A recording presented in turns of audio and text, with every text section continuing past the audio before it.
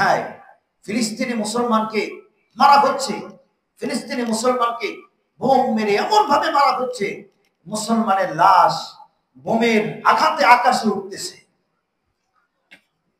তো আমরা এই দৃশ্য আর কতদিন দেখব? আরেক ইসরায়েল হয়ে গেছে আমাদের পাশের পার্শ্ববর্তী ভারত, এটা একটা আরেক ইসরায়েল হয়ে গেছে। তারাও মুসলমানদেরকে অকাতরে হত্যা করতেছে, মুসলমানদের দাড়িগুলো টেনে টেনে ছিঁড়ে ফেলতেছে। আর মা বোনরা বোরকা পরে যাচ্ছে, সেখানে যুবক কুকুর লেলায় দিতেছে।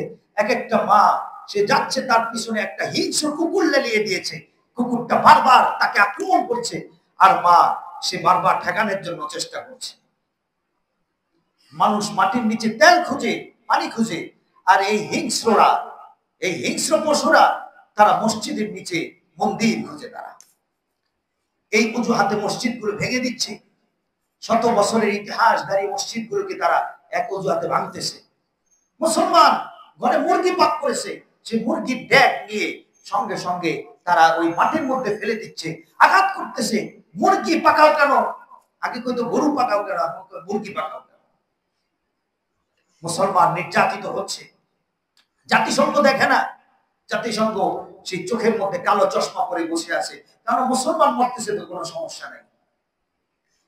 তারা উপস্থিতি ইতিহাস বলে মুসলমানের রক্ত যে জমিনের মধ্যে পড়েছে এবং মুসলমানের রক্ত নিয়ে যে দেশের শাসক খেলেছে, আল্লাহ রাব্বুল আলামিন অপমান অপদস্থ করে তাকে বিদায় করেছেন। আজ হোক না হয় কাল অপমান অপদস্থ করে তাকে বিদায় করেছেন। অচিরেই সেই দিন বেশি দূরে নয়। আজ যারা সুপার পাওয়ার বলে নিজেদেরকে ঘোষণা করতেছে, জুতা খেয়ে তারা তাদের স্থান থেকে ত্যাগ করবে, তারা তাদের সেই মস্তক থেকে নিচে নামবে। অবশ্যই সেখানে নামার আগে অপমানিত হবে, জুতা নিক্ষিপ্ত হবে, অথবা আল্লাহ তাআলা কঠিন ভাবে ধরবেন। যেমন নাকি সিরিয়ার বাশার আল আসাদ ক্ষমতাশীল দাপুটে এক ব্যক্তি ছিলেন, এমন ভাবে পালিয়ে গিয়েছে যে সে আর দ্বিতীয় কোনো কথা বলার জন্য কোনো সুযোগ পায়নি। এদিন চলে আসছে, মুসলমানের রক্ত জমিনে পড়তেছে, সমস্ত কাফের এক হয়ে যাচ্ছে।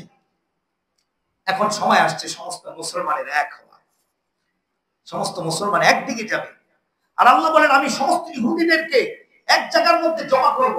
সূরা বনী ইসরাঈল বলেন, আল্লাহ পৃথিবীর সমস্ত ইহুদিদেরকে জেরুজালেমে জমা করতেছেন, কেননা এই জেরুজালেম এবং ইসরাইল এই জায়গাটাই হবে ইহুদিদের কবর। মুসলমান আবার জাগ্রত হবে ইনশাআল্লাহ। কাজে ভয় পাওয়ার কোনো কারণ নেই।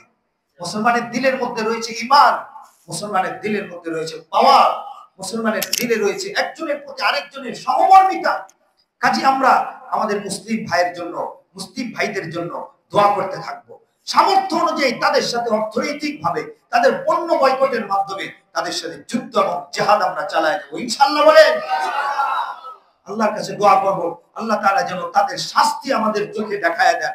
আমাদের এক একটা মুসলমান ভাইয়ের রক্ত যেভাবে তারা ফেলেছেন জমিনের মধ্যে, এক একটা মানুষকে যেভাবে তারা লাঞ্ছিত অপমানিত করছেন, এর পরিণাম যেন আল্লাহ তাআলা আমাদেরকে নিজ চোখে দেখায় দেন। বলেন আল্লাহুম্মা আমিন। আমাদের পার্শ্ববর্তী দেশ কোনোদিন বন্ধু হতে পারে না। তারা আমাদের শত্রু আগেও ছিল, বর্তমানেও তারা কোনোদিন মুসলমানের বন্ধু হতে পারে না।